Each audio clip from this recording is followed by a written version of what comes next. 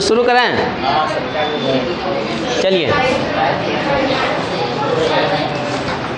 सबसे पहले एक शेर हो जाए, वही वाले जो बार बार कहता हूँ मैं आपको। जब टूटने लगे हौसले तो ये याद रखना, जब टूटने लगे हौसले तो ये याद रखना, बिना मेहनत के हासिल तख्त वो ताज नहीं होते।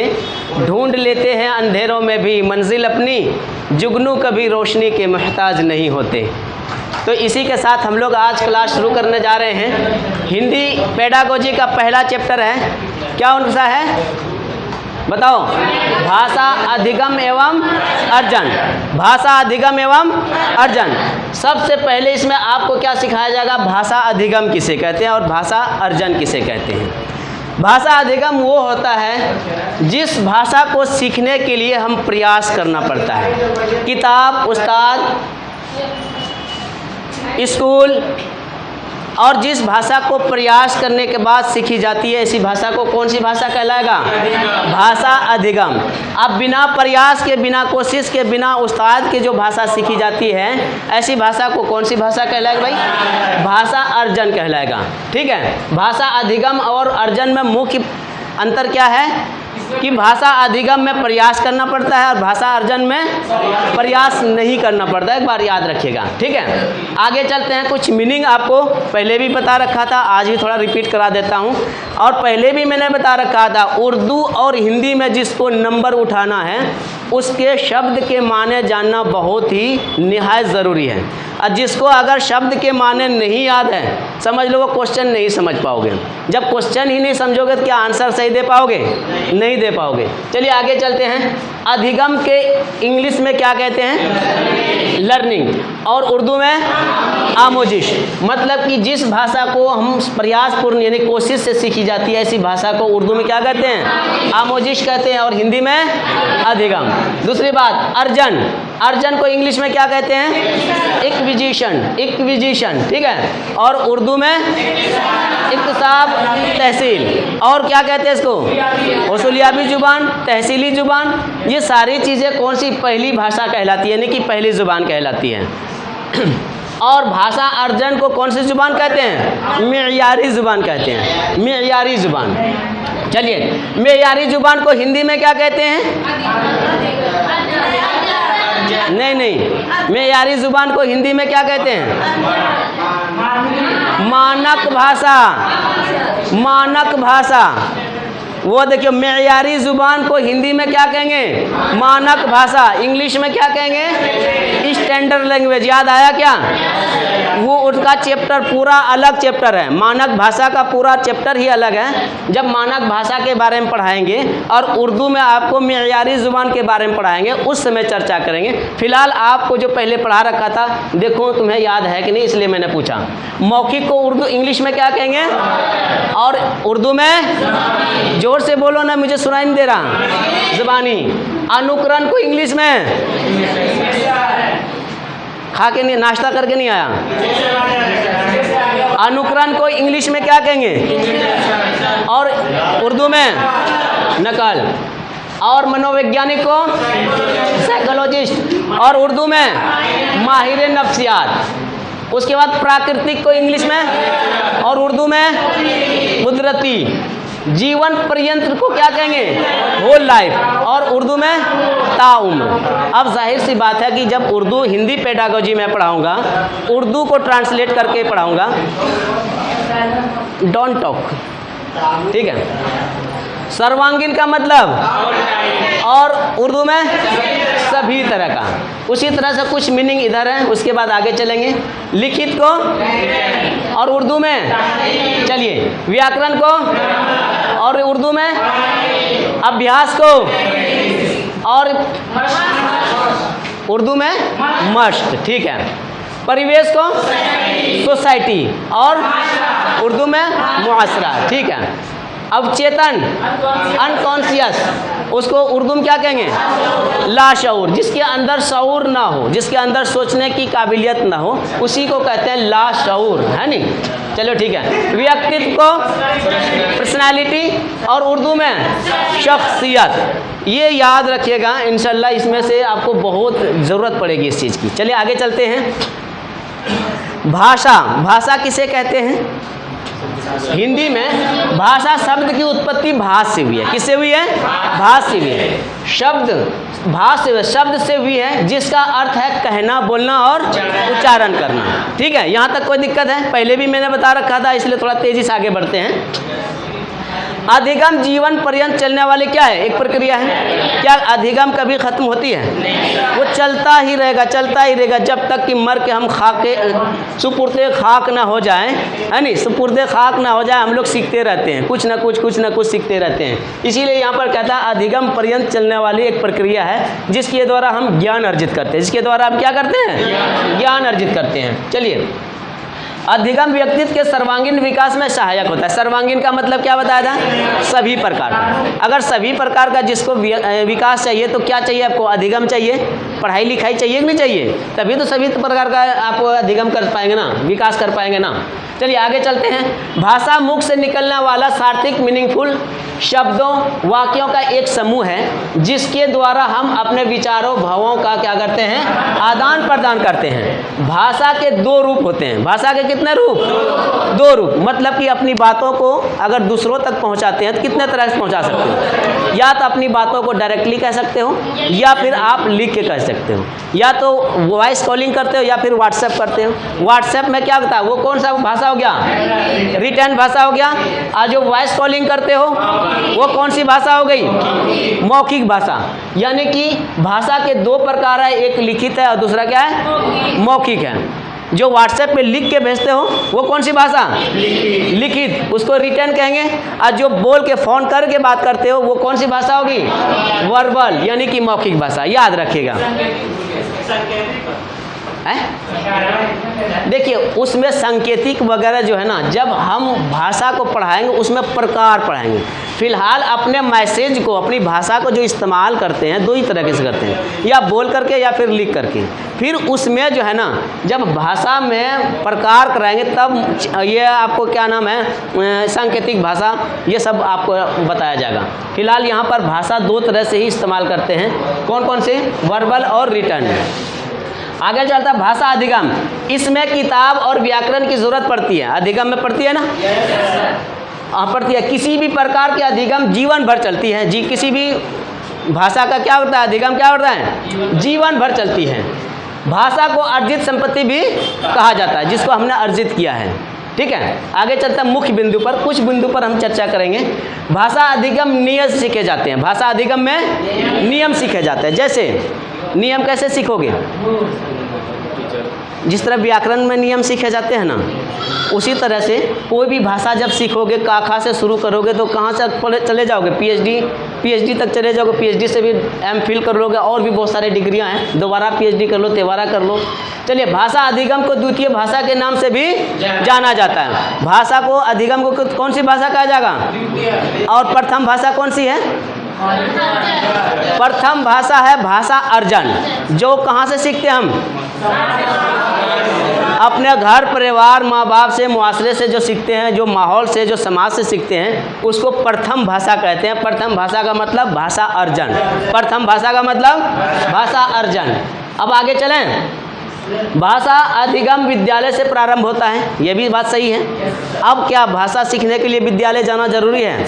अगर माँ बाप अगर बच्चे को भाषा सिखाने लग गया, वो टीचर होकर बन गया ना, जहाँ टीचर वही विद्यालय, क्या है कि नहीं? ये भी तो एक घर था ना।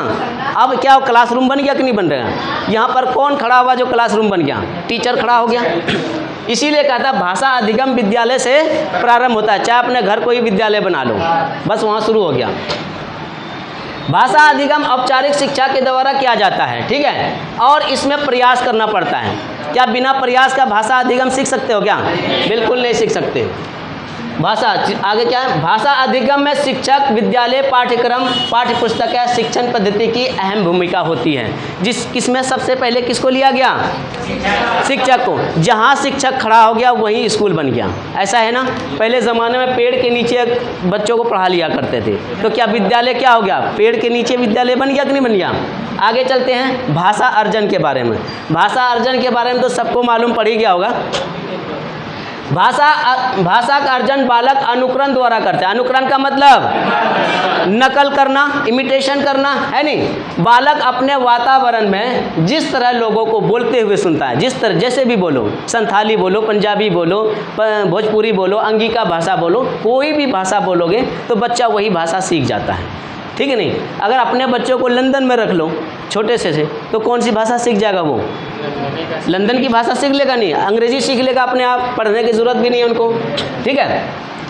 उसी का वो अनुकरण करके सीखने का प्रयास करता है। ये एक प्राकृतिक प्रक्रिया है। ये कौन सी प्रक्रिया है? प्राकृतिक प्रक्रिया का मतलब है जो पहले से बने बनाया है सिस्टम है, पहले से बने बनाया सिस्टम है, उसी को कौन सा कहेंगे? प्राकृतिक है। इसके लिए कोई औपचारिक साधनों की आवश्यकता नहीं पड़ती। क्या हम अधिगम के लिए साधन देते हैं? टीचर चाहिए, किताब चाहिए, लेकिन कभी भी भाषा अर्जन के लिए किताबों की ज़रूरत पड़ी है? नहीं पड़ती ना। इसीलिए इसको कौन सा प्रक्रिया कहते हैं? प्राकृतिक। मुख्य बिंदु पर चर्चा करते हैं। भाषा अर्जन में किसी किताब या व्याकरण की आवश्यकता नहीं होती। होती है क्या? भाषा अर्जन की प्रक्रिया सहज यानी कि नेचुरल और स्वाभाविक होता है, अपने आप सीखने वाले, यह कुदरती तरीका है। भाषा अर्जन में सबसे ज़्यादा महत्व परिवार और समाज का होता है कि नहीं होता है? देखना, किसी गांव में अगर संथाल वगैरह होंगे ना, वो अपने परिवार से संथाली भाषा सीख लेता है। और जैसे मुआशरे के अंदर, माहौल के अंदर, समाज के अंदर, जो समाज में जो भाषा बोली जाती है, जिस तरह अंगिका कहाँ जा की करे क्या खाते हो, पंजाब में पंजाबी मुआशरे में पंजाबी भाषा बोलते हैं तो बच्चे कौन सी भाषा सीखता है? पंजाबी भाषा सीख लेते हैं। अगर यहाँ के माँ बाप यहाँ की भाषा बोलता है पंजाब में भी अपने घर में, तो यहाँ की भी भाषा सीख लेता है वो बच्चा, और वहाँ की भी भाषा सीख लेता है। इसीलिए भाषा अर्जन में सबसे ज़्यादा महत्व परिवार और समाज का होता है। आगे चलते हैं। भाषा अर्जन की विधियाँ निम्न प्रकार हैं। भाषा के निम्न प्रकार कौन कौन सी भाई? अनुकरण विधि, अभ्यास विधि, पुनरावृत्ति विधि। कितनी विधि है भाषा अर्जन में? 3 विधि। अनुकरण विधि, अभ्यास विधि और पुनरावृत्ति विधि। अनुकरण विधि, बालक जब भी भाषा के नियम या व्याकरण को सुनता है, जब भी नियम सीखता है नहीं, व्याकरण को सुनता है, तो वो उसका बिना अर्थ जाने क्या करता है? दोहराने लगता है, बिना अर्थ जाने दोहराने लगता है, ठीक है। इसे अनुकरण विधि कहते हैं। अनुकरण विधि प्रारंभिक स्तर के लिए उपयुक्त है। प्रारंभिक स्तर क्या है? पहली क्लास के बच्चों के लिए। अब तुम्हारे लिए क्या ये उपयुक्त है? नहीं। लेकिन अभी भी तुम लोग बहुत रट्टा लगाते हो, मुझे पता है। वो है नहीं, 5वीं 6ठी जो उम्र थी वो अभी भी जहन से नहीं निकली, अभी भी रट्टा लगाता है। वो क्या नाम था? फैयाज। कहिए सर हमें 10 सेट रट्टा लगा कर लियो, कोई क्वेश्चन ना लो हैं, कहा था ना एक को क्वेश्चन ना लो। तब मैंने वो पुआ वाली कहानी कही थी, वही हाल हो गया था उनका। बेचारा रट्टा लगाते लगाते लगाते आगे अंतिम में भूल गया, तो क्या होगा? सीटेट डिस्क्वालीफाई हो जाओगे ना। रट्टा नहीं, सीटेट समझ से आधारित होता है। जो बंदा सीख लेगा, रट लेगा, तो उसका गारंटी नहीं है, लेकिन हाँ जो समझ लेगा ना वो सीटेट 100% पास होगा। दूसरा है अभ्यास विधि। भाषा के नियमों और व्याकरण का बालक बार बार अभ्यास करता है, इसे क्या कहेंगे? जो बार बार अभ्यास कर रहा है तो बच्चा क्या कर रहा है? अभ्यास कर रहा है, इसी को कहेंगे अभ्यास विधि। तीसरा है पुनरावृत्ति विधि। बालक जिस नियम को बार बार सुनता है, क्या कर रहा है? बार बार सुनता है, अभ्यास करता है, उसे अपने जीवन में डालने की कोशिश करता है और उसको बार बार बोलता है, उसे कौन सी विधि कहेंगे भाई? पुनरावृत्ति विधि कहेंगे, याद रखिएगा। विभिन्न वैज्ञानिकों के अनुसार भाषा अधिगम एवं अर्जन के संदर्भ में क्या है? मतभेद है। अब मतभेद क्यों है? क्योंकि पावलोव स्किनर का कुछ और कहना, नोम चॉम्स्की का कुछ और कहना, छोटी छोटी बातें अभी कहे हैं, बाकी डिटेल में भी इस चीज़ के बारे में चर्चा करेंगे। पावलोव और स्किनर के अनुसार भाषा की क्षमता का विकास कुछ शर्तों के अंतर्गत होता है ना। क्या क्या शर्त है? जिसमें नकल, अभ्यास, रटने जैसी प्रक्रिया शामिल है। इस किसका कहना है? पावलोव और स्किनर का। क्या कहना है? नकल, अभ्यास, रटने जैसी प्रक्रिया शामिल है। तो यह किसका मानना है? पावलोव स्किनर का मानना है, ठीक है। अब नोम चॉम्स्की के अनुसार बालकों में भाषा सीखने की क्षमता क्या होती है? जन्मजात होती है। किसका मानना है भाई? नोम चॉम्स्की का है। यही तो क्वेश्चन है। देखो, बालकों में भाषा सीखने की क्षमता जन्मजात होती है, हैं? और उसके बाद ये किसका नज़रिया है?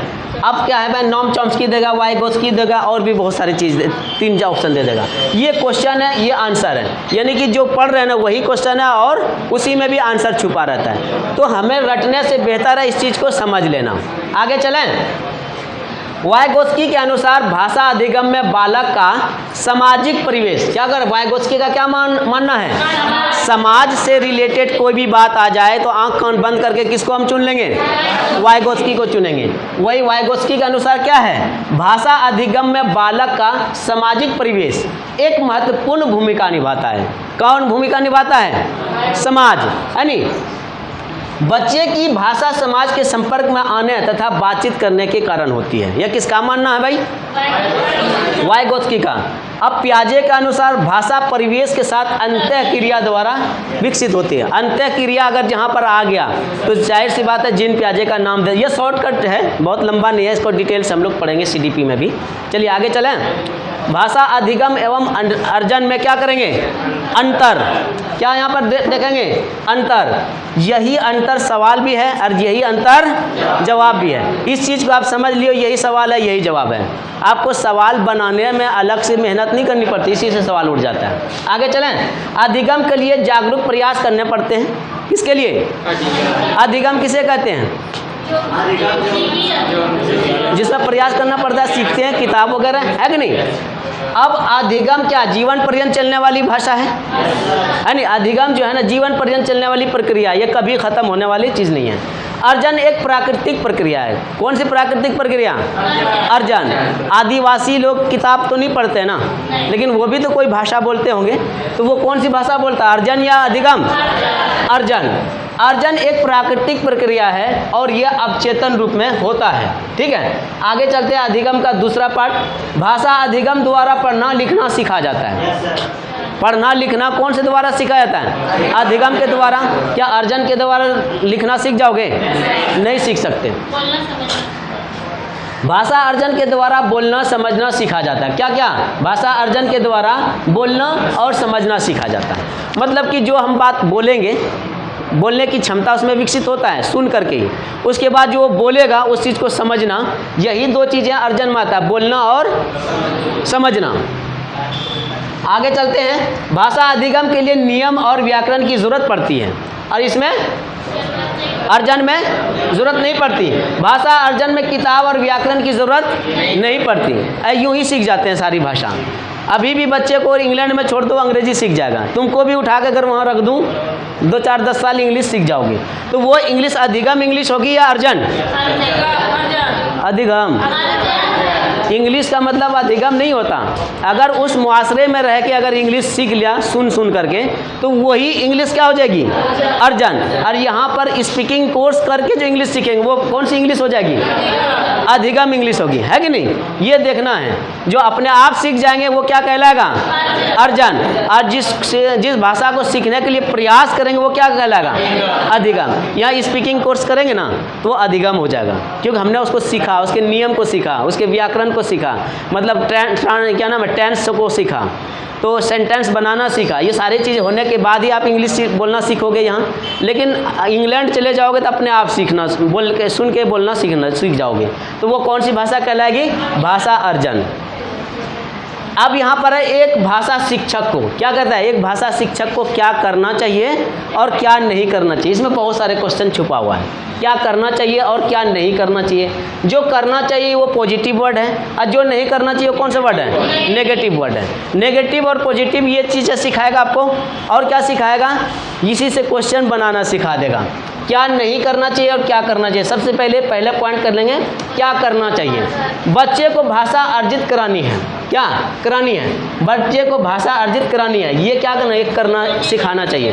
परीक्षा पर जोर नहीं देना चाहिए। परीक्षा पर अगर जोर दे रहे हो तो नेगेटिव है पॉजिटिव है, नेगेटिव वर्ड है। परीक्षा पर जोर क्या है, नेगेटिव है, यानी कि बच्चे को परीक्षा पर जोर नहीं देना है, उसको सिखाने की कोशिश करेंगे। ठीक है, वालेकुम अस्सलाम, आ जाओ। अब है यहाँ पर दूसरा क्या, बच्चे को मौका तथा परिवेश दें। बच्चे को मौका तथा परिवेश दें। मौका और परिवेश दोनों ही मोस्ट पॉजिटिव वर्ड है। क्या है? मोस्ट पॉजिटिव वर्ड है। यानी कि अगर पॉजिटिव अगर है उसमें सभी आंसर पॉजिटिव है, और जहाँ पर मौका और परिवेश आ जाए ये भी पॉजिटिव है, तो सब पॉजिटिव को छोड़कर ये पॉजिटिव दे देना, मौका और परिवेश, है नहीं। बच्चे को मौका दोगे, बच्चे को भाषा सीखने का एक परिवेश दोगे तो बच्चा जल्दी सीखता है। तो सबसे ज़्यादा मोस्ट पॉजिटिव ये बात है। इधर देखो, और यहाँ पर नियम पर ध्यान नहीं देना है। अर्जन में नियम पर ध्यान देते हो क्या? उसी तरह से बच्चे के लिए है ये, नियम पर ध्यान नहीं देना है। आगे चलते हैं। वास्तविक जीवन से जोड़ना। वास्तविक का मतलब क्या होता है? रियल लाइफ से जोड़ना। यानी कि बच्चे को जो चीज़ पढ़ा रहे हो उस चीज़ को रियल लाइफ में अगर जोड़ दोगे तो बच्चा वो आसानी से सीख पाता है। और यहाँ पर क्या था? भाषा याद नहीं कराना है। भाषा याद कराना कौन सा वर्ड? नेगेटिव या पॉजिटिव? नेगेटिव। वास्तविक जीवन से जोड़ना कौन सा वर्ड? तो मैंने क्या क्या इसमें ना पूरे पेडागोजी का नेगेटिव पॉजिटिव सीखने का मौका मिल जाएगा। इधर कौन सा है? नेगेटिव, इधर कौन सा है? पॉजिटिव। ये चीज़ें आपको क्वालिफिकेशन तक पहुँचाएगा। ये चीज़ें याद रखना। नेगेटिव और पॉजिटिव को पहचान करने से भी आपके कम से कम 15 पेडागोजी के क्वेश्चन में से 5 से 6 क्वेश्चन आपको सॉल्व करना आसान हो जाएगा। और डिस्क्वालीफाई के लिए कितना नंबर कम चाहिए? 1 नंबर। तो यहाँ पर 5-6 नंबर की बातें चल रही है। चलिए, चर्चा के अवसर देना पॉजिटिव है कि नेगेटिव? पॉजिटिव है। ठीक है। रटना, डांटना, पक्षपात, कंठस्थ पर जोर देना। पक्षपात का क्या मतलब है? आप पक्षपात करना है कि नहीं? तो आप पढ़ी की करवा रही? अरे तो पढ़िए बता हर के जोतते रे। हाँ, अब बेचारा जो मजदूर का बच्चा है उनको सोचते तो आप पढ़ी रहा तो हर गाँव में के जोतते, खेती के करते। और जो घर पढ़े लिखे परिवार से, अच्छे परिवार से, उसको कहोगे तुम डॉक्टर बनना, तुम इंजीनियर बनना, तुम ये बनना, तो क्या बच्चे में पक्षपात नहीं हुआ? बच्चे में पक्षपात हो गया ना। जो बेचारा किसान का बच्चा उनको तो कह रहे हो कि तो पढ़ी की करवाएं, तुम पढ़ के क्या करोगे, फिर कौन खेती करेगा। और एक उधर है टीचर का बेटा या एक इंजीनियर का बेटा, उनको कह रहे बेटा खूब अच्छी तरह पढ़ो, तुम अगर तुम्हारा बाप अगर इंजीनियर है तुम डॉक्टर बनो। तो ये भेदभाव हुआ कि नहीं हुआ? ये सारी बात नहीं करनी चाहिए। क्लास में एक जैसा माहौल रखना है, चाहे इंजीनियर का बेटा हो या किसान का बेटा हो। चलिए, चर्चा का अवसर कौन सा वर्ड है? पॉजिटिव है। और रटना, डांटना, पक्षपात, कंठस्थ पर जोर देना, ये कौन सा वर्ड है? नेगेटिव है। ये याद रखिएगा। इंशाल्लाह मैं आप लोगों को गारंटी के साथ देता हूँ 5-6 क्वेश्चन यहीं से सॉल्व हो जाएगा पूरे 15 क्वेश्चन में। चलिए आगे चलते हैं। बच्चे को सुनने, बोलने, पढ़ने, लिखने के कौशल पर ध्यान देना। किस चीज़ पर? बच्चे को सुनना, बोलना, पढ़ना और लिखने के कौशल पर क्या करेंगे? ध्यान देंगे। मान लो कि जो बच्चा सुनने में थोड़ी सी कोताही हो रही है, दिक्कत हो रही है, अब ध्यान देना कि इसको एक बार में बात इसको समझ में क्यों नहीं आती है, क्या इसका कंसंट्रेशन सही नहीं है। कंसंट्रेशन मतलब ध्यान, कि पहली बार में इसका ध्यान नहीं रहता है, उसका पहली बार में ही ध्यान कैसे बनाया जाए उस पर भी जोर देना। जिस बच्चे को बोलने में दिक्कत आती है, शर्माता है, जो बच्चे बहुत बच्चे होते हैं ना शर्माए, कोई बात पूछोगे हाँ बेटा बोलो, जवाब या मुड़ा नीचे कर लेगा, है नहीं, मुंडी नीचे कर लेगा, इधर कर लेगा, उधर देखेगा। तो इसका मतलब यह है कि वो बोलने में क्या हो रहा है? शर्मा रहा है। तो उसको बोलने में क्या करना है?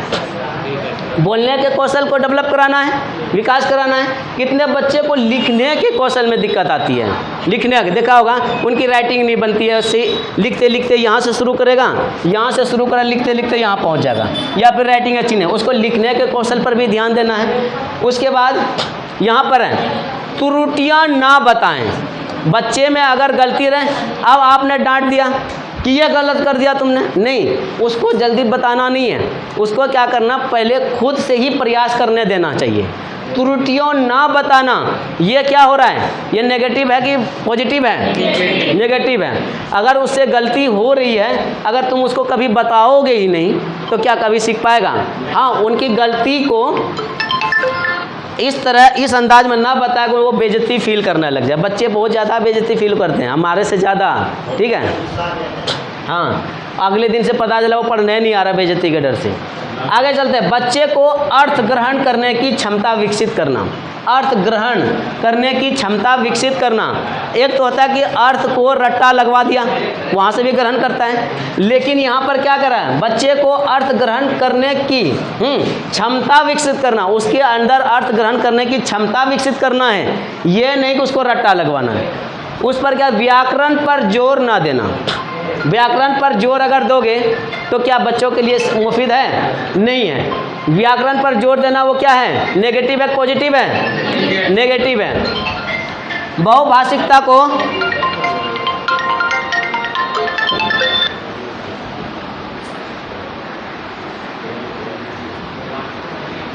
चलिए बहुभाषिकता को संसाधन के रूप में देखना। बहुभाषिकता का क्या मतलब होता है? बहुभाषिकता, एक ही क्लास में अलग अलग भाषा बोलने वाले हैं, कोई अंगिका बोलने वाला, कोई भोजपुरी बोलने वाला, कोई संथाली बोलने वाला है कि नहीं? तो उसको क्या करेंगे, उसको एक बहुभाषिकता को एक संसाधन के रूप में हम लोग क्या करेंगे, देखेंगे। ये नहीं कि उसको अड़चने मानेंगे और बच्चे को देख यहाँ पर सिर्फ और सिर्फ हिंदी बोलोगे, लेकिन वो बेचारा हिंदी नहीं बोलना जानता सही से। अब भोजपुरी वाले को क्या दिक्कत नहीं आएगी? वो बच्चा कभी भी बेहतर पढ़ पाएगा क्या? नहीं पढ़ पाएगा। आप हमारे देश में वैज्ञानिक कम क्यों पैदा हो रहा है? वजह यह है कि हम बोलते हिंदी हैं और पढ़ाई किस में होती है, इंग्लिश में। इंग्लिश में हो रही ना, तो इंग्लिश से हम लोगों का इमोशनल अटैचमेंट नहीं है कि नहीं? और सारी पढ़ाई आप मैट्रिक तक तो जो भाषा में पढ़ोगे पढ़ लो, ये जैसे ही इंटर में चले जाओगे आपको हिंदी बहुत कम नज़र आती है, इंग्लिश में ही सब कुछ है। चलिए आगे चलो, बहुभाषिकता को संसाधन के रूप में देखना। अब आगे पर्यावरण में व्याख्या परिभाषा पर बल ना दें, यानी कि परिभाषा होता नहीं, बोलो बेटा पेड़ किसे कहते हैं, बोलो बेटा आम किसे कहते हैं, तो ये क्या परिभाषा हो गया ना, परिभाषा पे जोर नहीं देना चाहिए, उसको समझाने की कोशिश करना चाहिए। आगे करके सीखना, पॉजिटिव है कि नेगेटिव? पॉजिटिव है। करके सीखना ये बहुत बढ़िया पॉजिटिव है। बालक की सक्रिय भागीदारी, मतलब जो काम आप करवा रहे हैं बच्चों को सिखा रहे हैं, उसमें बच्चों को कहोगे खुद करो, सक्रिय भागीदारी उसी को कहते हैं, ठीक है। खेल खेल में शिक्षा प्रोत्साहन देना, खेल खेल में शिक्षा प्रोत्साहन देना। हाँ, मातृभाषा में शिक्षा देना। मातृभाषा किसे कहेंगे? घर की भाषा, मादरी जुबान जिसको ही उर्दू में कहते हैं। मातृभाषा को उर्दू में क्या कहते हैं? और इंग्लिश में मदर टंग।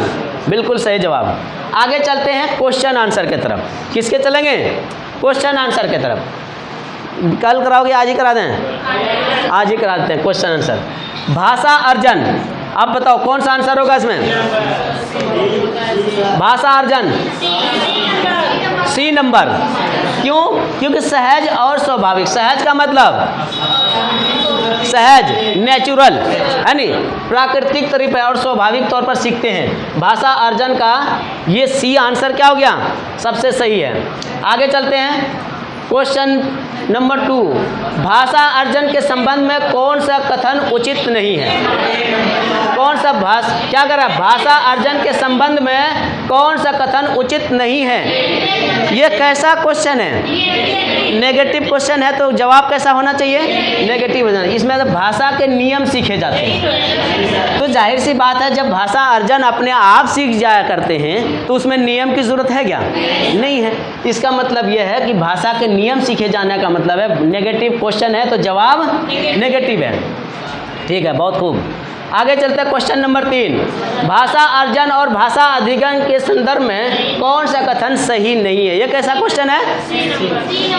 नहीं, क्वेश्चन पहले कैसा है? सबसे पहले मेरे बच्चों, मेरे प्यारे नन्हे मुन्ने बच्चों, मैं यही बात कहूँगा कि बच्चे के बच्चे भी बच्चे हमारे यहाँ, बच्चे की माँ भी बच्ची है, बच्चे का बाप भी यहाँ बच्चा है मेरे सामने, ठीक है। सबसे पहले क्वेश्चन पर आप जरूर पढ़ने के बाद ध्यान देना कि नेगेटिव है पॉजिटिव है।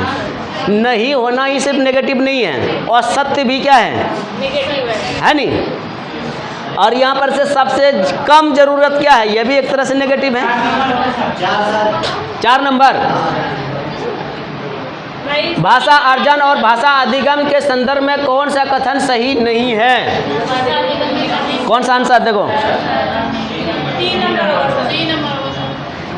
C number.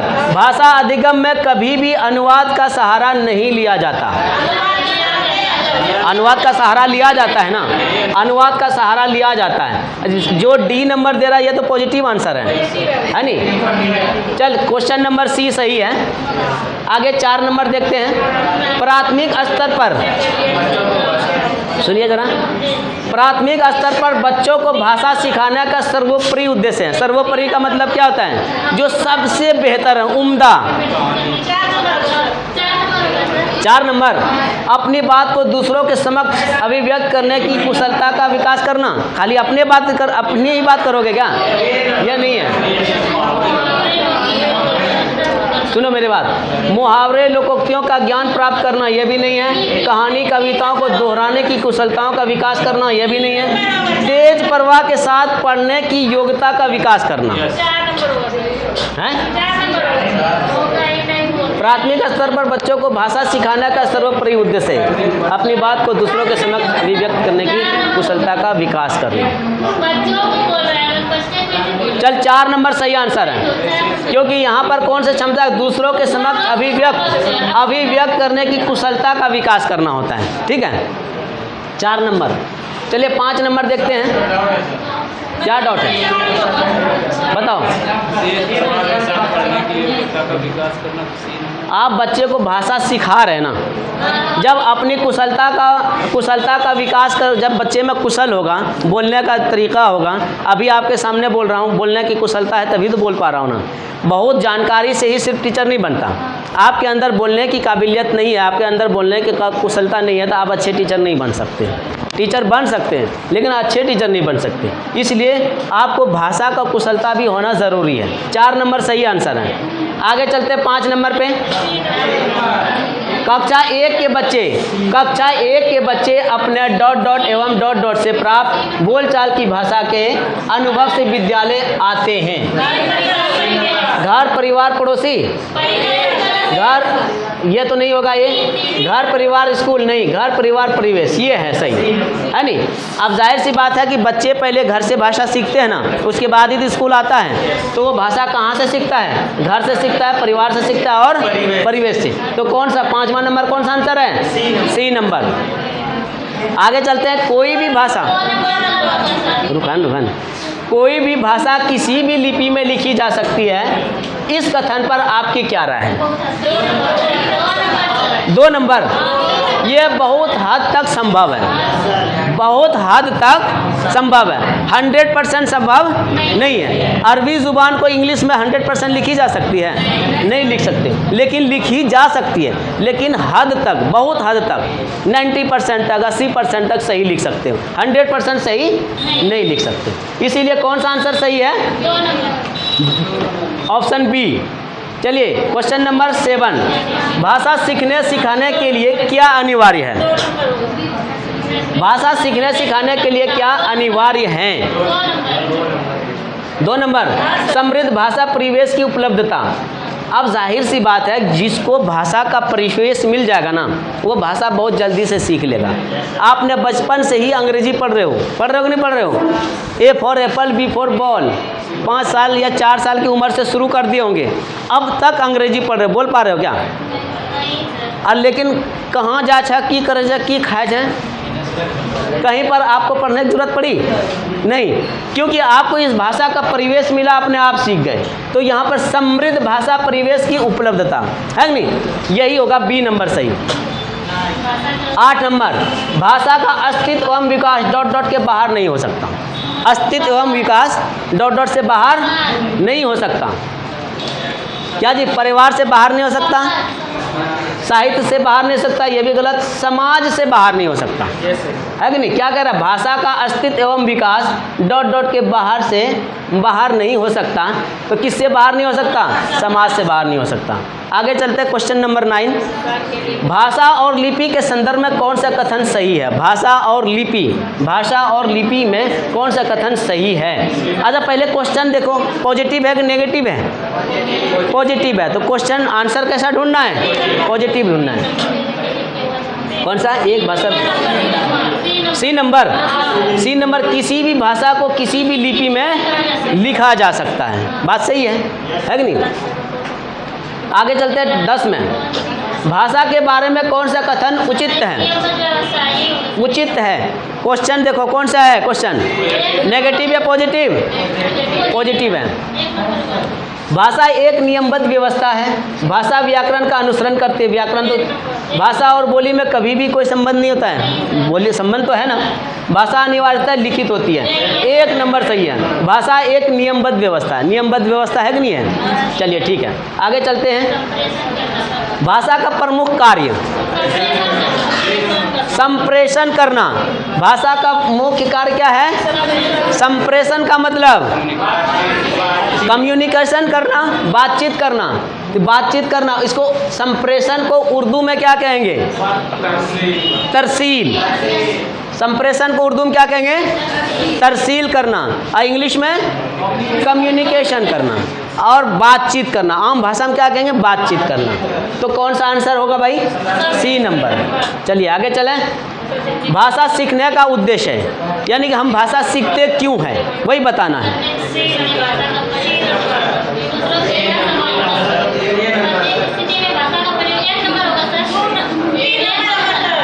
क्या? अच्छा एक मिनट 1 नंबर के लिए कितने बंदे खड़े कर रहा हूँ? और 2 नंबर के लिए? बी के लिए 1, 80 के लिए, अच्छा डी के लिए। देखो, अपने मन की बात कह पाना ये तो सिर्फ मोदी ही कह सकते, तुम नहीं कह सकते, है नहीं? मन की बात तो मोदी सिर्फ कह सकते, तुम नहीं कह सकते, क्योंकि तुम्हारे पास मीडिया चैनल है नहीं और तुम जल्दी सो जाओगे तो रात को मन की बात वो करते हैं। प्रत्येक स्थिति में भाषा का प्रयोग कर पाना, भाषा सीखने का उद्देश्य यही होता है। प्रत्येक स्थिति में क्यों है? 3 नंबर, आदेश निर्देश दे पाना और सुन पाना। मेरी बात सुनो, आदेश निर्देश दे पाना और सुन पाना ये भी भाषा का है, ये भी उद्देश्य है। मैं नहीं कहता हूँ ये नहीं है, लेकिन प्रत्येक स्थिति में भाषा का प्रयोग कर पाना, इससे और भी बहुत सारी चीज़ें हैं। दूसरों की बातों को समझना, मतलब कि दूसरों की बातों को समझोगे, अपनी बातों को नहीं समझाओगे। क्या भाषा का उद्देश्य है ये? भाषा का मतलब है नहीं दिलगाता है। लो, सबसे अच्छा आंसर है ए, 12 का ए। प्रत्येक स्थिति में भाषा का प्रयोग कर पाना। अब ऐसा क्यों है? भाषा का मतलब सिर्फ बातचीत करना नहीं होता। अब भाषा का उद्देश्य साइंस पढ़ने के टाइम में भी, गणित पढ़ने के भी टाइम हम भाषा प्रयोग करते हैं। शोर ना मचा यार, ओए शोर ना मचाओ। प्रत्येक स्थिति में, यानी भाषा सीखने का उद्देश्य प्रत्येक स्थिति में भाषा का प्रयोग कर पाना। इसका मतलब ये है कि भाषा का प्रयोग किसी भी स्थिति में करेंगे। साइंस पढ़ने जाएंगे वहाँ भी भाषा का प्रयोग, गणित पढ़ने जाएंगे वहाँ भी भाषा का प्रयोग करेंगे, लड़ाई झगड़े हो गया गाली गलौज भी करेंगे, भाषा में तो करबे न, भाषा में तो करोगे ना जी। तो वही कहता है कि प्रत्येक स्थिति में भाषा का प्रयोग कर पाना भाषा सीखने का उद्देश्य होता है। अब जाहिर सी बात है, आपका क्या नाम है? महमूदा।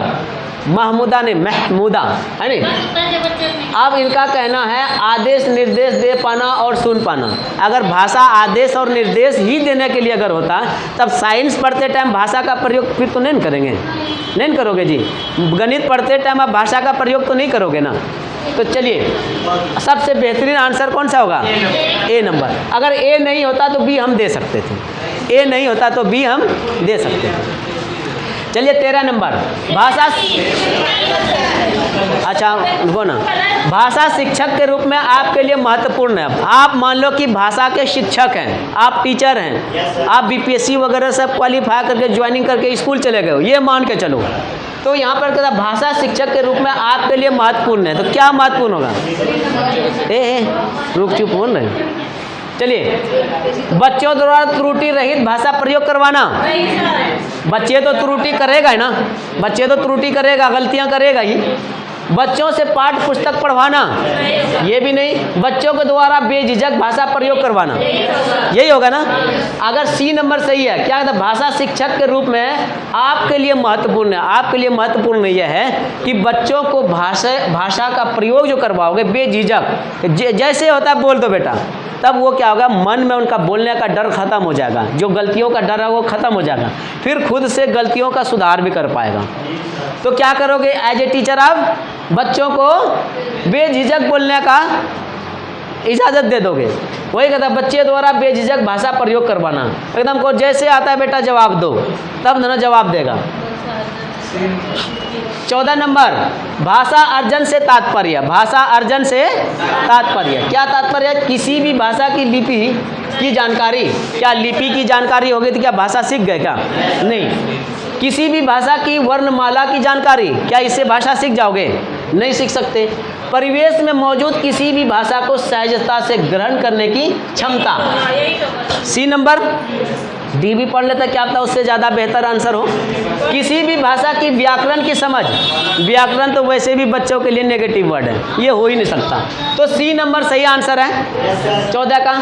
आगे चलें, 15 नंबर है भाषा अर्जन में बच्चे भाषा को क्या कहता है? भाषा अर्जन में बच्चे भाषा को क्या करते हुए? सहज और स्वाभाविक रूप से सीखते हैं। ठीक है, अर्जन है तो अर्जन का मतलब सहज, मतलब कुदरती तौर पर, नेचुरल तौर पर, और स्वाभाविक जो अपने आप है। नहीं, ये कौन सा आंसर सही होगा? 1 नंबर। और 16 नंबर चलते हैं, भाषा अर्जन के संबंध में कौन सा कथन सत्य है? नेगेटिव आंसर है, पॉजिटिव पॉजिटिव क्वेश्चन है ना, तो आंसर कैसा होना चाहिए? पॉजिटिव। देखिए क्या करा, भाषा अर्जन के संबंध में कौन सा कथन सत्य है, मतलब सही है? समाज सांस्कृतिक परिवेश के अनुसार अर्थ ग्रहण करने की प्रक्रिया स्वाभाविक होती है। क्या यही है? अर्जन है ना, इसीलिए स्वाभाविक है। ए नंबर देखते हैं, आगे भी पढ़ के देखूं क्या? यही है, क्योंकि यहाँ प्रयास आ गया तो अर्जन खत्म, व्याघात आ गया यहाँ पर खत्म। भाषा सीखना एक उद्देश्य होता है, ये तो उद्देश्य तो वो अधिगम में आ गया, ये तो बिना उद्देश्य का सीख जाता है, वही अर्जन कहलाता है। 1 नंबर सही जवाब है। 17 नंबर, भाषा अर्जित करने की प्रक्रिया में किसका महत्व सर्वाधिक है? कौन सा? समाज। भाषा प्रयोगशाला नहीं, ये देखो यहाँ जो है ना, भाषा अर्जित करने की प्रक्रिया में किसका महत्व सर्वाधिक है? महत्व तो सबका है, लेकिन यहाँ क्या माना है? सबसे ज़्यादा महत्वपूर्ण, सर्वाधिक। भाषा कक्षा का जरूरत तो है ना जी, है ना। भाषा प्रयोगशाला की भी ज़रूरत है, पाठ्य पुस्तक की भी ज़रूरत है, लेकिन सबसे ज़्यादा मांगा है सर्वाधिक। तो सर्वाधिक क्या है? समाज। तुम लोग बड़ा तेज हो गए रे। भाषा अर्जन के संबंध में कौन सा कथन उचित नहीं है? कौन सा? C number. भाषा अर्जन के, भाषा अर्जन है यहाँ पर ध्यान दीजिएगा। भाषा अर्जन के संबंध में कौन सा कथन उचित नहीं है? यहाँ पर कैसा क्वेश्चन है, तो आंसर कैसा होगा? नेगेटिव। सभी बच्चों में भाषा अर्जन की स्वाभाविक क्षमता होती है, ये बात तो सही है ना, है नहीं? अर्जन करना तो सब बच्चों में स्वाभाविक है। भाषा अर्जन के लिए नियम सिखाए जाते हैं, तो 2 नंबर नेगेटिव जवाब है। कोई कितना नंबर था क्वेश्चन? 18। तो क्वेश्चन नेगेटिव है तो जवाब नेगेटिव। बी नंबर, भाषा अर्जन के लिए नियम सिखाए जाते हैं। तो भाषा अर्जन में कौन सा नियम सीखता है? कोई नहीं सीखता है ना। नेगेटिव क्वेश्चन का नेगेटिव आंसर आ गया। चलिए आगे चलते हैं। 19 नंबर, भाषा अर्जित करने के लिए संदर्भ में कौन सा कथन उचित नहीं है? ये कैसा क्वेश्चन है बेटा? नेगेटिव क्वेश्चन है। नेगेटिव क्वेश्चन का आंसर कैसा होगा? नेगेटिव। याद रखना, ये एक सहज प्रक्रिया है, ये एक स्वाभाविक प्रक्रिया। बच्चे भाषा के नियमों को आत्मसात करते हैं, बच्चों को नियम बनाना सिखाया जाता है। डी नंबर आंसर होगा। बच्चे भाषा के नियमों का आत्मसात करते हैं। डी नंबर सही होगा आंसर, क्योंकि क्वेश्चन क्या है, तो आंसर क्या होना चाहिए? नियम सिखाना। कौन सा? नेगेटिव है ना।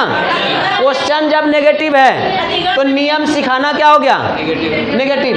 यहाँ पर अर्जित करना हो रहा है कि नहीं? चलिए आगे चलें। प्राथमिक स्तर का मतलब क्या हो गया? 1 to 5। प्राथमिक स्तर की शिक्षा में संप्रेषण का माध्यम। संप्रेषण का मतलब बातचीत करना, कम्युनिकेशन करना। उर्दू में क्या कहेंगे? तरसील करना। वही कहता, प्राथमिक स्तर की शिक्षा में संप्रेषण का माध्यम में ही बच्चे का वास्तविक मस्तिष्क सबसे पहले क्रियाशील होता है।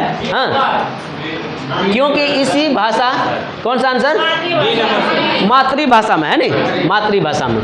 मातृभाषा को उर्दू में क्या कहेंगे, बोल तो बताओ मातृभाषा को, मातृभाषा को है हुसूलिया भी, वो बात तो सही है, मादरी जुबान, मातृभाषा को मादरी जुबान, इंग्लिश में क्या कहेंगे, मदर टंग। चलिए आगे चलते हैं। 21 नंबर, बच्चे अनुकरण से भाषा सीखते हैं, ये कथन,